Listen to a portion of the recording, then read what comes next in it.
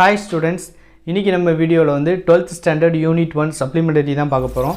First supplementary என்ன அப்படின்னா God sees the truth but waits அப்படின்றது. ஸோ இந்த லெசனுடைய கதை சுருக்கத்தை இப்போ நம்ம ஃபஸ்ட்டு பார்ப்போம். அதுக்கடுத்து என்ன அப்படின்னா இந்த லெசனுடைய அந்த லைன் பை லைன் சம்மரி நமக்கு வரும். ஸோ இந்த ஸ்டோரி யாரை பற்றி அப்படின்னா ஒரு யங் மர்ச்சண்ட்டை பற்றி தான். ஒரு ஊரில், அதாவது ரஷ்யாவில் வந்து விளாடிமிர் அப்படின்ற ஒரு ஊர் இருக்குது. இங்கே வந்து ஒரு மர்ச்சண்ட் இருக்காப்புல. ஸோ இந்த மர்ச்சண்ட் வந்து என்ன பண்ணுறாரு அப்படின்னா அவருடைய சின்ன வயதில் வந்து கல்யாணத்துக்கு முன்னாடி வந்து நிறைய ட்ரிங்க்ஸ் பண்ணிவிட்டு ஹாப்பியாக டைம் வேஸ்ட் பண்ணிட்டு இருந்திருக்காரு. இதனால் அவருக்கு வந்து ஒரு மாதிரியான ஒரு கெட்ட பேர் ஊரில் இருந்தது. இருந்தாலும் கல்யாணத்துக்கு அப்புறம் அவர் திருந்திட்டார். திருந்தினதுக்கப்புறம் அவர் வந்து அவருடைய வியாபார விஷயமாக வெளியில் போக வேண்டியது இருந்தது. அப்படி வியாபார விஷயமாக வெளியில் போகும்போது அவங்களுடைய ஒய்ஃப் வந்து என்ன பண்ணாங்க அப்படின்னா, இல்லை நீங்கள் வந்து போகாதீங்க, எனக்கு வந்து ஒரு பேட் ட்ரீம் வந்துச்சு, நீங்கள் ரிட்டன் வரும்போது வயசான ஆளாக ரிட்டன் வர மாதிரி எனக்கு ஒரு கனவு வந்துச்சுன்னு சொல்கிறாங்க. பட் இதை வந்து அவர் காற்றுலேயே வாங்கிக்கிட்டல. என்ன பண்ணுறாரு அப்படின்னா அந்த மெர்ச்சன்ட் வந்து அடுத்த நாள் வந்து அவருடைய வியாபாரத்துக்கு கிளம்பி போயிடுறாரு. போன இடத்துல வந்து அவர் கூட இருந்த இன்னொரு மர்ச்சன்ட் வந்து மர்டர் ஆகிடுறாரு. ஸோ யாரோ மர்டர் பண்ணிடுறாங்க. இது தெரியாமல் இவர் வந்து அடுத்த ஊருக்கு பயணம் செஞ்சுட்டு இருக்கும்போது அந்த ஊரில் உள்ள போலீஸ் வந்து இவரை வந்து கைது பண்ணுறாங்க. கைது பண்ணி சிறையில் அடைக்கிறாங்க. இவர் எவ்வளவோ கெஞ்சியும் இவருடைய வந்து நான் பண்ணலை அப்படின்னு சொன்னாலும் குற்றம் நிரூபிக்கப்பட்டதுனால இவர் வந்து என்ன பண்ணிடுறாங்க அப்படின்னா செய்யாத தப்புக்கு வந்து அந்த இடத்துல வேறு யாருமே கிடையாது, இவர் தான் இருந்தது அப்படின்றதுனால ஜெயிலில் தூக்கி போட்டுடுறாங்க. ஸோ ஜெயிலில் போட்டதுக்கப்புறம் இவர் டெய்லி ப்ரேயர் பண்ணுறாரு, கடவுளை மட்டும்தான் நம்புகிறாரு. ஒய்ஃப் கூட இவர் வந்து நம்பலை, இவர் தான் பண்ணியிருப்பாருன்னு சந்தேகப்படுறாங்க. பட் இது எல்லாத்துக்கும் தாண்டி இவர் என்ன பண்ணார் அப்படின்னா கடவுள்கிட்ட ப்ரேயர் பண்ணி 26 வருஷம் ஜெயில் வாழ்க்கையை வந்து அவர் வாழ்ந்தார். வாழ்ந்ததுக்கப்புறம் மறுபடியும் வந்து நிறைய கைதிகள் உள்ளே வராங்க. ஸோ சுரங்கத்தில் வந்து கைதிகள் எல்லாம் வேலை பார்த்துட்டு இருக்கும்போது எங்கேருந்து வந்தீங்க, எப்படி வந்தீங்கன்னு ஒவ்வொருத்தரும் ஒவ்வொரு கதையை சொல்கிறாங்க. அப்போ இன்னொருத்தர் வந்து இன்னொரு கைதி வந்து அவர் விளாடிமிரிலேருந்து வந்ததாக சொல்கிறாரு. ஸோ இவருடைய ஊர் அப்படின்றதுனால அங்கே எல்லோரும் எப்படி இருக்காங்க என்ன ஏதுன்னு கேட்கும்போது இவருக்கு நடந்த அந்த மர்டரை பற்றியும் கேட்காரு. அப்போது இவன் சொன்ன சில விஷயத்தை வச்சுட்டு இவன் தான் அந்த மர்டரை பண்ணியிருப்பான்ற சந்தேகம் இவருக்கு வருது. இன்னொரு நாள் பார்த்துக்கிட்டிங்கன்னா அந்த கைதி வந்து தப்பிச்சு ஓடுறதுக்கு வந்து பெரிய ஒரு குழி தோண்டிகிட்டு இருக்கான். அந்த விஷயத்தை வந்து இந்த மெர்ச்சன்ட் வந்து போட்டு கொடுக்கல. உடனே வந்து அவன் வந்து மனம் மாறி நான் செஞ்ச தப்பை வந்து ஒத்துக்கிட்டு அவன் வந்து சரண்டர் ஆகிறான். அதுக்கப்புறம் இவரை வந்து வெளியில் விடுறதுக்கு வந்து கவர்மெண்ட் ரிலீஸ் ஆர்டர் கொடுக்கு. பட் அந்த ஆர்டர் வரதுக்கு முன்னாடியே வந்து மெர்ச்சன்ட் இறந்துடுறாரு.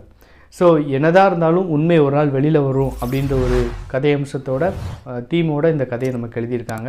ஸோ இந்த கதையோட ஒரிஜினல் டெக்ஸ்ட்டை நம்ம பார்ப்போம். 12th ஸ்டாண்டர்டில் எல்லா லெசனுக்கும் வீடியோ லெசன் வரும் அண்ட் லெக்சர் வரும், புக் பேக் கொஸ்டின்ஸு ஆன்சர் இது எல்லாமே நம்ம வீடியோவில் வரும். ஸோ இது வரைக்கும் நம்ம சேனலை சப்ஸ்கிரைப் பண்ணலாம், சப்ஸ்கிரைப் பண்ணிக்கோங்க. தொடர்ந்து வீடியோ பாருங்கள்.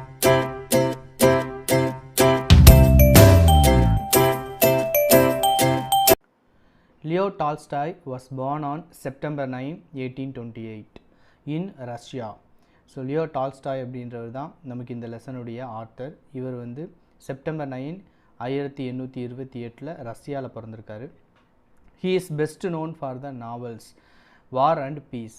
இவருடைய நாவல் வந்து ரொம்ப ஃபேமஸ் ஆனது. அதில் ரொம்ப ஃபேமஸான நாவல்னு எதுன்னு பார்த்துட்டோம் அப்படின்னா வார் அண்ட் பீஸ் அப்படின்றதும் ஆனா கேத்தரினா அப்படின்றதும் தான் ரொம்ப பயங்கரமாக சேல்ஸ் ஆனது, ஃபேமஸ் ஆனதும் கூட. அப்புறம் இவர் வந்து இவருடைய ஒர்க் வந்து Tolstoy fiction include dozens of short stories and several novellas such as the death of Ivan Ilyich. இவர் எழுதின நாவலாஸ் அப்படின்றது நாவல்னால் கொஞ்சம் பெரிய சைஸில் இருக்கும். நாவலாஸ் அப்படின்றது வந்து கொஞ்சம் சின்ன சைஸில் ஒரே ரீடிங்கில் ரீட் பண்ணி முடிக்கக்கூடிய ஷார்ட் ஸ்டோரி மாதிரி இருக்கும். ஸோ இந்த மாதிரியான ஒர்க்கெலாம் ரொம்ப ஃபேமஸ் ஆனது. அண்ட் இவர் வந்து எப்போ இறந்தார் அப்படின்னா நவம்பர் 20, 1910 ரஷ்யாலே இறந்துட்டார்.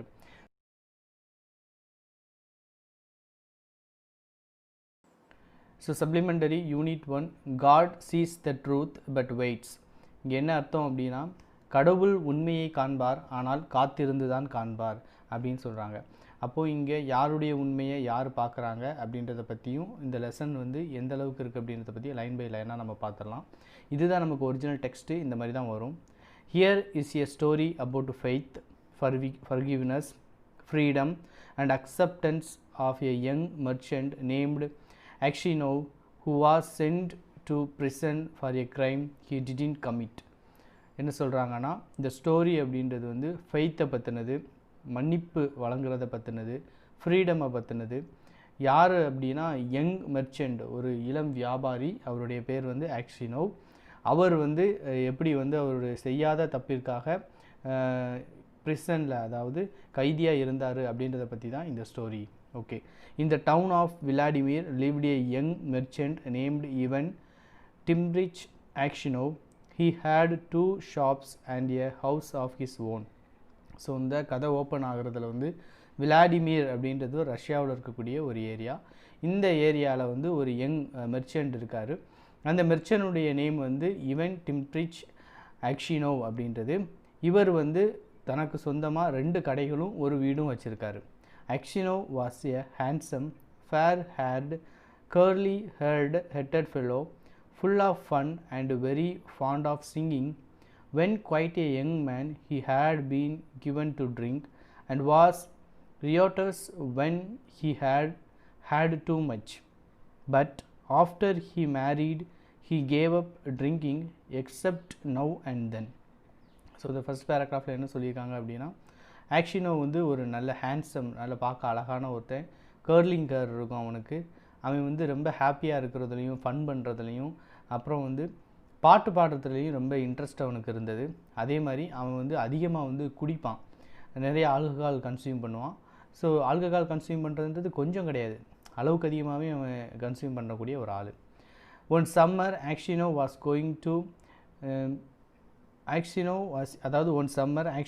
Going to Nizhny fair and as he bade goodbye to his family.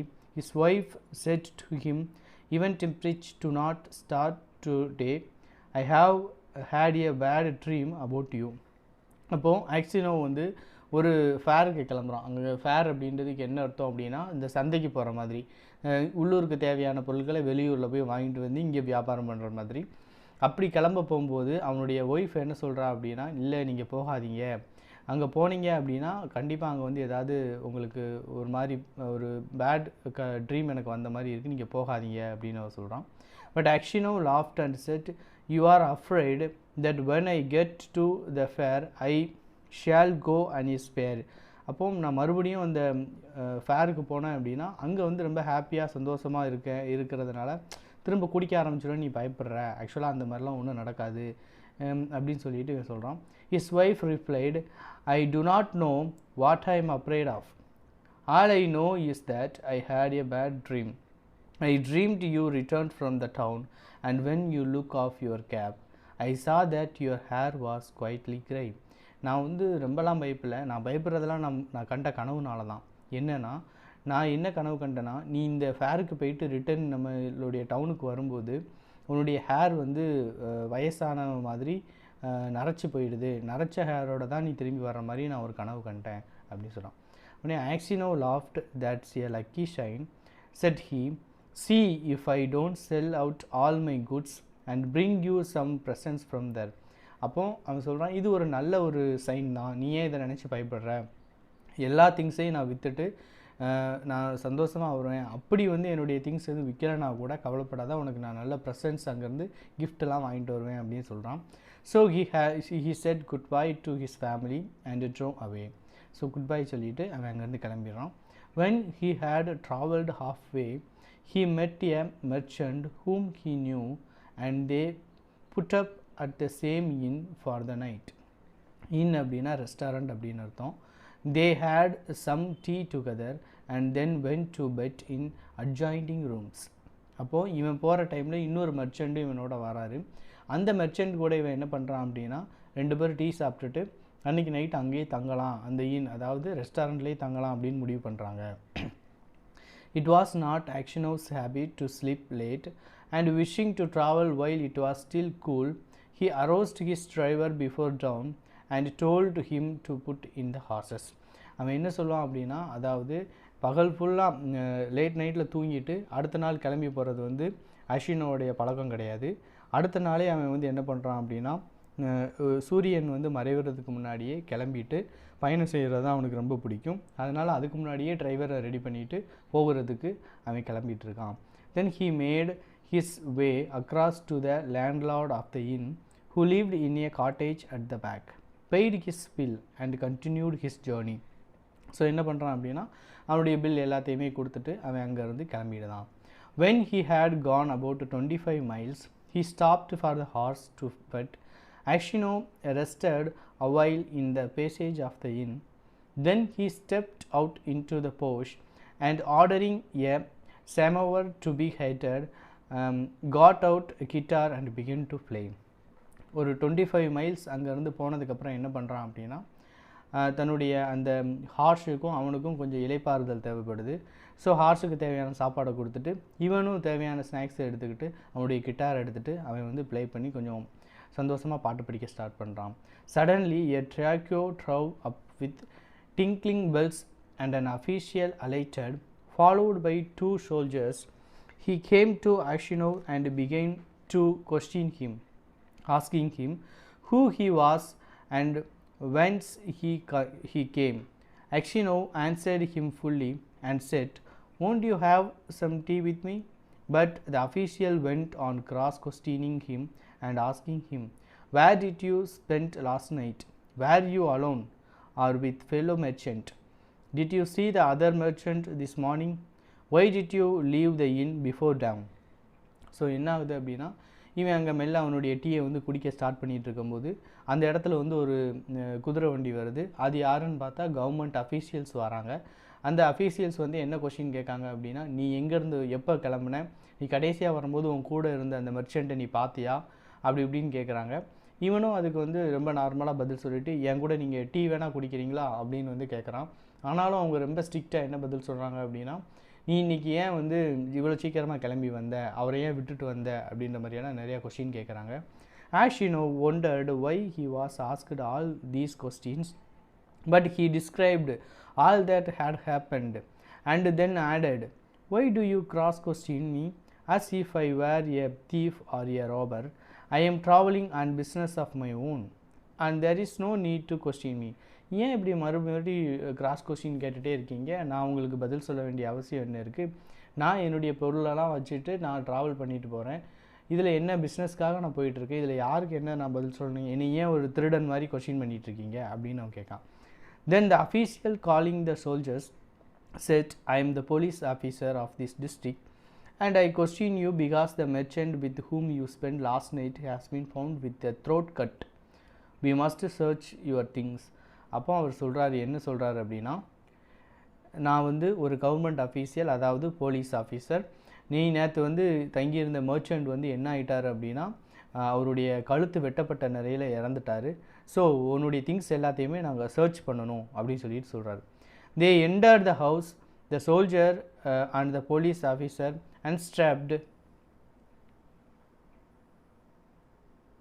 Ashino's luggage and searched it. Suddenly the officer drew a knife out of a bag, crying, "Whose knife is this?" அப்போ இவனுடைய things எல்லாம் search பண்ணும்போது police officer வந்து எதை பார்க்காரு அப்படின்னா, ஒரு knife பார்க்காரு. அந்த நைஃபை பார்த்த உடனே யாரோட நைஃப் இது அப்படின்னு கத்துறாரு. Ashino looked and seeing a blood-stained knife taken from his bag, he was frightened. அவன் வந்து அவனுடைய பையிலேருந்து ஒரு ரத்தம் வந்து கசிந்திருந்த ஒரு கத்தியை பார்க்கும்போது அவன் ரொம்ப பயந்துட்டான். "How it is there in my blood on this knife?" Ashino tried to answer but could hardly utter a word and only stammered, I don't know, not mine." Then the police officer said, "This morning the merchant was found in a bed with his throat cut. You are the only person who could have done it. The house was locked from inside and no one else were there. Here is this blood-stained knife in your bag and your face and manner betray you. Tell me how you killed him and how much money you stole." அப்போ என்ன நடக்க அப்படின்னா, இவன் அந்த கத்தியை பார்த்த உடனே பயப்பட ஆரம்பிச்சிடறான், நடுங்க ஆரம்பிச்சிடறான். உடனே அந்த போலீஸ் ஆஃபீஸர் சொல்கிறாரு, அந்த இடத்துல வந்து அந்த மெர்ச்சன்ட் வந்து கழுத்தறுபட்ட நிலையில் இறந்துருந்தார், அவருடைய ரூம் உள்பக்கமாக பூட்டி இருந்தது, அந்த இடத்துல வேறு யாருமே கிடையாது உன்னையே தவிர, அப்போ இந்த விஷயத்தை நீ தான் பண்ணியிருக்கணும், நீ பயப்படுறத பார்த்தா நீ தான் பண்ணியிருப்ப அப்படின்றதும் அது காட்டி கொடுக்குது அப்படின்னு அவர் சொல்கிறார். Ashino swore he did not done it, that he had not seen the merchant after they had tea together. He had no money except 8,000 rupees of his own, and that the knife was not his, but his voice was broken, his face pale, and he trembled with fear as though he went guilty. உடனே ஆக்ஷனை வந்து என்ன சொல்கிறான்னா பதில் சொல்கிறான், இல்லை நான் எடுக்கலை இதை, நான் கொண்டு வந்த 8,000 தவிர என்கிட்ட வேறு எதுவும் கிடையாது, நான் எந்த கொலையும் பண்ணலை, நான் எதுவுமே வந்து அவர்கிட்ட வந்து திருடலை அப்படின்னு சொல்கிறாரு. இருந்தாலும் அவனுடைய கை கால்கள் வந்து நடுங்க ஆரம்பிச்சிடுது. பட் இதை பார்த்தோன்னே போலீஸ்லாம் என்ன முடிவு பண்ணிடுறாங்க, இவன் தான் தப்பு பண்ணியிருப்பான் அப்படின்னு சொல்லிட்டு முடிவு பண்ணிடுறாங்க. The police officer ordered the soldier to bind Aksionov and to put him in the cart as they tied his feet together. So police officer என்ன சொல்கிறாருன்னா, இவனை வந்து கை கால்களை கட்டி அந்த குதிரை வண்டியில் ஏற்றிட்டு போகிறதுக்கு வந்து சொல்லிடுறாரு. அவங்களும் இவரை and flung him into the cart. Aksionov crossed himself and whipped. His money and goods were taken from him and he was sent to the nearest town to imprisoned there. Enquiries as to his character were made in Vladimir. The merchant and other inhabitants of that town said that in the former days he used to drink and waste his time, but that he was a good man. Then the trial came on. He was charged with murdering a merchant from a Ryazan and robbing him 20,000 rubles. ரப்பல்ஸ் அப்படின்றது மணி, ரஷ்யாவில் உள்ள அந்த ரூபாய்க்கு பேர் ரப்பல்ஸ் அப்படிம்பாங்க. So என்ன பண்ணுறாங்க அப்படின்னா, இவனை வந்து லோக்கலில் இருக்கிற அந்த ஒரு சிறைச்சாலைக்கு கூட்டிகிட்டு போயிடுறாங்க. அங்கே வந்து அவனை அடைச்சி வச்சிடுறாங்க. அப்புறம் விளாடிமிருக்கு போய் இவனுடைய கேரக்டர் எப்படிப்பட்டவன் விசாரிக்காங்க. அப்படி விசாரிக்கும் போது அங்கே உள்ள மெர்ச்சன்ட் என்ன சொல்கிறாங்க அப்படின்னா, இவன் வந்து கொஞ்ச நாளுக்கு முன்னாடி வரைக்கும் குடிச்சிட்டு இருந்தான், மேரேஜ் முன்னாடி வரைக்கும். ஆனால் அதுக்கப்புறம் கொஞ்சம் குடிக்கிறதெல்லாம் நிப்பாட்டிட்டான், நல்ல மனுஷன்தான் அப்படின்னு சொல்கிறாங்க. இருந்தாலும் கூட அவனுடைய கேஸ் வந்து அடுத்த நாள் எங்கே வருது அப்படின்னா ஹியரிங்க்கு வருது. அப்படி ஹியரிங்க்கு வரும்போது இவன் மேலே உள்ள தப்பு வந்து கன்ஃபார்ம் ஆகுது. உடனே இவனுக்கு வந்து ஒரு மெர்ச்சண்ட்டை கொன்னதுக்காகவும் அவங்ககிட்ட இருந்து 20,000 rupees வந்து திருடுனதுக்காகவும் இவனுக்கு வந்து தண்டனை அளிக்கப்படுது. His wife was in despair and did not know what to believe. Her children were all quite small. One was a baby at her breast. Taking them all with her, she went to the town where her husband was in jail. At first she was not allowed to see him, but after much begging she obtained permission from the officials and was taken to him. When she saw her husband in prison dress and in chains, shut up with the thieves and criminals, she fell down and did not come to her senses for a long time. Then she drove her children to her and sat down near him. She told him of things at home and asked about what had happened to him. He told her all and she asked, what can we do now? So இங்கே என்ன நடக்குது அப்படின்னா, அவனுடைய மனைவியும் குழந்தைங்களும் அவனை பார்க்குறதுக்காக ஜெயிலுக்கு வராங்க. அவனுடைய நிலைமை, அதாவது அவன் கை கால்களை கட்டி போட்டிருக்காங்க. அவன் வந்து மற்ற கைதிகளோடு இருக்கிறத பார்த்து என்ன நடக்குது அப்படின்னா, இவன் வந்து மயக்கம் போட்டு விழுந்துடுறா அவனுடைய ஒய்ஃபு. அதுக்கப்புறம் முழிச்சு பார்த்து ரொம்ப 2 பேரும் கஷ்டங்களை ஷேர் பண்ணிக்கிறாங்க. இப்போ என்ன பண்ணலாம் அப்படின்னு கேட்காங்க. உடனே அதுக்கு அவன் என்ன சொல்கிறான்னா, we must petition the Czar not to let an innocent my perish. So இன்னசென்ட்டுக்கு வந்து தவறு செய்யாதவன் என்றைக்குமே தண்டிக்கப்படக்கூடாது அப்படின்றத நம்ம வந்து சீசர்கிட்ட சொல்லணும். சீசர் அப்படின்னா அங்கே உள்ள ஆட்சியாளர் சொல்லணும் அப்படின்றான். His wife told him that she had sent a petition to the Caesar, but it had not been accepted. நான் அதையும் பண்ணி பார்த்துட்டேன், ஆனால் நம்மளுடைய இதை யாரும் அக்செப்ட் பண்ணிக்கல அப்படின்னு ஒய்ஃப் சொல்கிறா. Aksionov did not reply but only looked downcast. உடனே என்ன பண்ணுறான், Aksionov வந்து அதை பார்த்துட்டு எதுவுமே பதில் சொல்லலை, அவன் கீழேயே பார்த்துட்ருக்கான். Then his wife said, it was not for nothing I dreamt your hair and turned grey. You remember, you should not have started that day. And passing her fingers through his hair, she said, Vandya, dearest, tell your wife the truth. Was not you who did it? அப்போ என்ன நடக்குது அப்படின்னா, இவன் வந்து wife வந்து ஹஸ்பண்ட்கிட்ட கேட்கா, நீ அன்னைக்கு கிளம்பும் போதே நான் வந்து உங்ககிட்ட கேட்டேன், நீ இந்த மாதிரி உன்னுடைய தலையில் வந்து நீ ரிட்டன் வரும்போது நரைச்சிருக்கும் அப்படின்னு சொல்லிட்டு. ஸோ அது வந்து எனக்கு ஒரு ஒரு இதாக தெரிஞ்சது. ஆனாலும் நீ கிளம்பி வந்த, நான் சொன்ன மாதிரியே நடந்துருச்சு பார்த்தியா, உண்மையை சொல்லி என்ன நடந்துச்சு அப்படின்னு கேட்குறா. So you to suspect me set Aksionov and hiding his face in his hands he began to weep. Then a soldier came to say that the wife and children must go away and Aksionov said goodbye to his family for the last time. அப்போது நீ கூட என்னை நம்பலையா, நான் தான் சொல்கிறேன்ல எதுவும் பண்ணலைன்ட்டு அப்படின்னு இவன் அழுக ஆரம்பிச்சிடுறான். அதுக்கப்புறம் கொஞ்சம் நேரம் பேசிகிட்டு இருந்துட்டு அவனுடைய ஒய்ஃபு அவனுடைய குழந்தைங்க எல்லாருமே இவன்கிட்ட பாய் சொல்லிட்டு கிளம்பிடுறாங்க. பட் அதுதான் லாஸ்ட் டைம். அதுக்கப்புறம் இவன் அவனுடைய ஒய்ஃபையும் குழந்தையும் பார்க்கவே இல்லை. When they were gone, Aksionov recalled what had been said, and when he remembered that his wife also had suspected him, he said to himself, it seems that only God can know the truth. It is to him alone we must appeal, and from him alone expect mercy. So இவன் என்ன சொல்கிறான் அப்படின்னா, இது என்னுடைய wife கூட என்னை நம்பலை, so நமக்கு வேறு வழியே கிடையாது, கடவுள் ஒருத்தர் தான், கடவுள் தான் நம்மளை காப்பாற்றணும்னு சொல்லிட்டு கடவுள்கிட்ட ப்ரே பண்ண ஆரம்பிக்கான். And Aksionov wrote no more petitions, gave up all hope and only prayed to God. அதுக்கப்புறம் அவனை விடுதலை செய்கிறதுக்கு எந்த பெட்டிஷனுமே அவன் போடலை, கடவுள் தான் பார்த்துக்கொடுன்னு அவன் கடவுளை நம்ப ஆரம்பிச்சிட்டான். Aksionov was condemned to be flogged and sent to the mines. So he was flogged with the knot, and when the wounds made by the knot were healed, he was driven to Siberia with other convict. So இவன் பண்ண தப்புக்காக சாட்டையை வச்சு இவனை அடிக்கிறாங்க. சாட்டையை வச்சு அடித்த காயம் ஆறுனதுக்கப்புறம் சிபேரியா அப்படின்ற ஒரு இடத்துல உள்ள சுரங்கங்களில் வேலை செய்கிறதுக்காக கைதிகளோடு இவனை அங்கே கூட்டிகிட்டு போயிடுறாங்க. For 26 years, Aksionov lived as a convict in Siberia. His hair turned white as snow, and his beard grew long, thin, and grey. All his meat went. He stooped, he walked slowly, spoke little, and never laughed, but he often prayed. 26 வருஷமாக அவன் அந்த சிறையில் இருந்துட்டான். அவனுடைய முடி, அவனுடைய மனைவி கனவு கண்டது மாதிரியே ஒயிட்டாக மாறிடுச்சு. அவனுடைய இளமை எல்லாம் போயிடுச்சு. ரொம்ப ஸ்லோவாக நடக்கான், ரொம்ப கொஞ்சம் தான் பேசுகிறான், சிரிக்கிறதே இல்லை, எப்போ பார்த்தாலும் ப்ரேயர் மட்டும் பண்ணிகிட்ருக்கான். In prison, Aksionov learned to make boots and earned a little money with which he bought the lives of Jains. He read this book when there was light enough in the prison, and on Sundays in the Persian church he read the lessons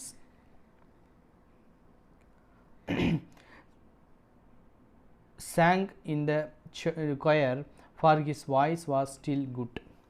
The prison authorities liked Aksionov for his meekness, and his fellow prisoner respected him. They called him grandfather and the giant.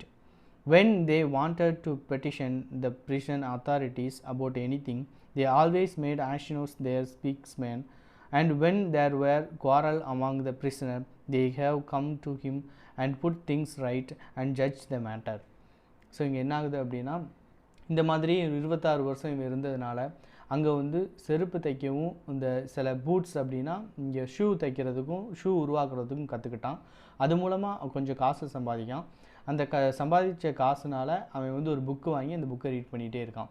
So இவனை எல்லாருமே என்ன பண்ண ஆரம்பிச்சிட்டாங்கன்னா, ஒரு துறவி அப்படின்னும் வயசான grandma தாத்தா அப்படின்னு கூப்பிட ஆரம்பிச்சிட்டாங்க. அப்புறம் அந்த ஜெயிலில் வேறு எதுவும் பிரச்சனை வந்துச்சுன்னா அங்கே உள்ளவங்க எல்லாருமே யார்கிட்ட தான் நிற்பாங்க அப்படின்னா, ஜட்ஜ்மெண்ட் கொடுக்குறதுக்காக இவன்கிட்ட தான் கேட்பாங்க. ஸோ அந்தளவுக்கு இவன் அங்கே ஒரு பெரிய ஆளாக மதிக்கப்பட ஆரம்பிச்சிட்டான். No news reached Aksionov from his home, and he did not even know if his wife and children were still alive. So அவன் வீட்டில் இருந்து 26 வருஷமாக எந்த இன்ஃபர்மேஷனுமே வரலை. அவனுடைய ஒய்ஃபு உயிரோடு இருக்காளான்னு கூட அவனுக்கு தெரியலை. One day a fresh gang of convicts came to the prison. In the evening, the old prisoner collected round the new ones and asked them what towns or villages they came from and what they were sentenced for. Among the rest, Aksionov sat down near the newcomers and listened with downcast ear to what was said. அப்போது ஏற்கனவே இருந்த இந்த கைதிகள் போக புதுசாக கைதிகள் திரும்ப உள்ளே வராங்க.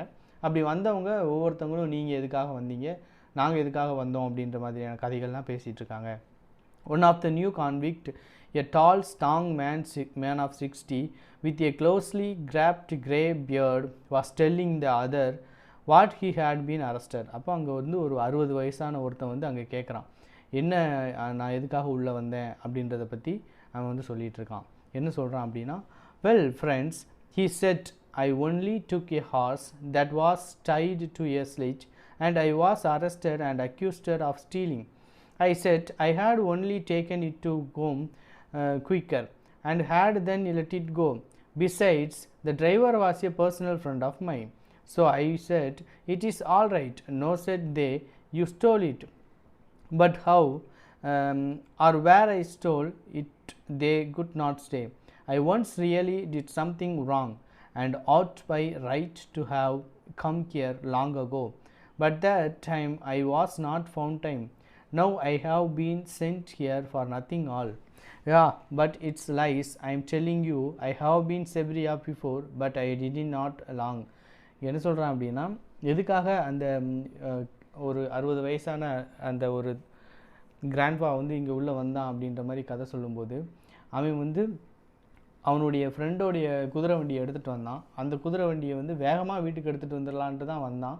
ஆனால் எல்லோரும் சேர்ந்து என்ன பண்ணிட்டாங்க, நான் அதை திருடிட்டு வந்தேன்னு சொல்லிட்டாங்க, அதனால என்னை இங்கே உள்ளத்துக்கு போட்டுட்டாங்க அப்படின்ற மாதிரி ஒரு கதை சொல்கிறான். எல்லாருமே அதை கேட்டுட்ருக்காங்க. Where are you from asked someone. From Vladimir. My family are of all that town. My name is Makar and they also call me Semyonich. அப்போ இங்கே இன்னொருத்தர் சொல்கிறான், விளாடிமிரிலேருந்து நான் வரேன், என்னுடைய பேர் மஹர் அப்படின்னு சொல்கிறான். ஸோ விளாடிமிரிலேருந்து வந்த உடனே ஆக்ஷனோ என்ன பண்ணுறான், தன்னுடைய தலையை நிமித்தி பார்த்துட்டு யார் அதுன்ட்டு, tell me Semyonich, do you know anything of the merchants Aksionov of Vladimir, are they still alive. உனக்கு வந்து அந்த விளாடிமிரில் வந்து மெர்ச்சன்ட் பற்றி யாரையாவது தெரியுமா அப்படின்னு கேட்டோடனே அதுக்கு அவன் பதில் என்ன சொல்கிறான், know them of course I do. The Aksionov are rich though their father in Siberia, a sinner like ourselves. It seems, as for you, granted, how did you come here? அப்போ அவன் சொல்கிறான், ஏன் தெரியாமல், அதெல்லாம் எனக்கு தெரியுமே. அவன் வந்து இந்த மாதிரி இருந்தான். யார் அப்படின்னா ஆக்ஷனோ அப்படின்ற மாதிரி. அவன் வந்து இப்போ அவனுடைய இது வந்து இங்கே இருந்தால் கூட, செப்ரியாவில் இருந்தால் கூட அவங்க ஃபேமிலியெலாம் நல்லா தான் இருந்தாங்க, வைச்சாங்க அப்படின்ற மாதிரி அவன் சொல்கிறான். சொன்னதுக்கப்புறம் Aksionov did not like to speak of his misfortune. He only sighed and said, for my sins I have been in prison these 26 years. So அதுக்கப்புறம் நீ எப்படி உள்ளே வந்தேன்னு கேட்கும்போது அதுக்கு எந்த பதிலுமே சொல்லாமல் ஆக்ஷனும் என்ன பண்ணுறான் அப்படின்னா எழும்பி போயிடுறான். What sins asked Makar. But Aksionov only said, well well I must have deserve it. He would have said no more but his companion told. So இல்லைப்பா, எனக்கு தேவை தான் இது, நான் இங்கே வந்துட்டேன் அப்படின்னு சொல்லிட்டு எதுவுமே சொல்லாமல் எஞ்சி போயிடலாம். பட் அவன் எதுக்காக உள்ளே வந்தான்றதை பற்றி மற்ற கைதிகள் வந்து சொல்லியிருந்தாங்க. The newcomers how Aksionov came to be in Siberia, how someone had killed a merchant and had put the knife among Aksionov things and Aksionov had been unjustly condemned. இங்கே என்ன சொல்கிறாங்க அப்படின்னா, யாரோ ஒருத்தவங்க கொண்டுட்டு இவன் மேலே பழிய போட்டுட்டாங்க, அதனால இவன் வந்து தண்டனை அனுபவிக்கிறான் அப்படின்னு மற்றவங்க சொல்கிறாங்க. when Mahar Semiosh heard this, he looked at Actiono, slapped his own knee and exclaimed, well, this is wonderful, really wonderful, but how old you are grown, granted. அப்போ இவன் என்ன சொல்கிறான் அப்படின்னா, ஓ பரவாயில்லையே, ஆனால் உனக்கு இவ்வளோ வயசாகிடுச்சா அதுக்குள்ளே அப்படின்னு சொல்லிட்டு மகர் கேட்கான். The other asked him why he was so surprised and where he had seen Actiono before, but Mahar Semiosh did not reply. He only said, it's wonderful that we should meet here, let's. அப்போ என்ன சொல்கிறான் அப்படின்னா, அப்போ இதுக்கு முன்னாடியே உங்களுக்கு வந்து ஆக்ஷனோ வந்து தெரியுமா, தெரியும் அப்படின்னா எங்கே வச்சு பார்த்துருக்கீங்க, எப்படி அப்படின்னு கேட்டதுக்கு அவன் எதுவுமே பதில் சொல்லலை. இட் இஸ் ஒண்டர்ஃபுல் அப்படின்னு மட்டும் சொல்லிட்டு விட்டுறான். These words made Actionos wonder whether this man knew who had killed the merchant. So she said, perhaps Semenios, you have heard of that affair, or maybe you have seen me before. அப்போ இவனுக்கு இந்த மாதிரி சொன்ன உடனே இந்த மர்டரை பண்ணது யாராக இருக்கும் அப்படின்றது இவனுக்கு தெரியும் அப்படின்னு சொல்லிட்டு அவன் நினைக்கிறான். How could I help hearing? The world's full of rumors, but it's a long time ago and I have forgotten what I heard. இப்போ அது கேட்ட உடனே இதுக்கு என்ன பதில், மகர் என்ன பதில் சொல்கிறான் அப்படின்னா, இல்லை ரொம்ப நாளுக்கு முன்னாடி கேள்விப்பட்ட விஷயம், நான் கேள்விப்பட்ட விஷயத்த கூட சொல்கிற அளவுக்கு கூட எனக்கு ஞாபகத்தில் இல்லை, ரொம்ப 26 years ஆகிட்டு அப்படின்னு சொல்கிறான். Perhaps you heard who killed the merchant, asked Actiono. So Aksionov வந்து என்ன கேட்கான் அப்படின்னா, யார் கொன்னானாங்களாவது உனக்கு தெரியுமா அப்படின்னு கேட்கான். உடனே மகர் laughed and replied, it must have been him whose back the knife was found. if someone else hid the knife there, he is not a thief till he caught. As he says is, how would one put a knife onto your back while it under your head, it would surely have woke up you.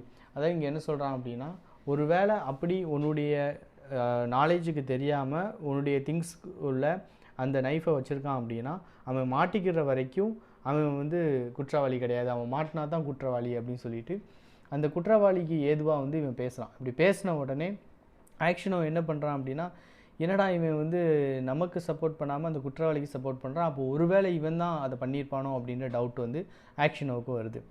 When Aksionov heard these words, he felt sure this was the man who had killed the merchant. He rose and went away. All that night Aksionov lay awake.